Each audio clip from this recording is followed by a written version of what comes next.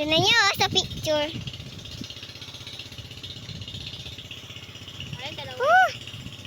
Sarap talagang manguhin dyan ng isda, tsaka manginwit.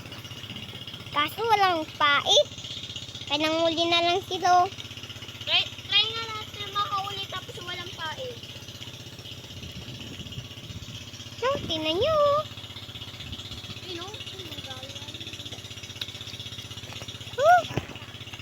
Tignan niyo talaga, oh.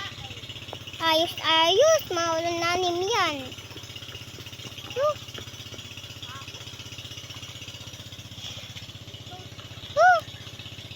Sarap talaga manguha ng isda dyan, oh. Dituon pa si mama, oh. Nangunguha ng isda. Tapos doon pa si Tito Inko, tsaka doon pa, dito pa si Papa, tsaka manguha ng isda, oh.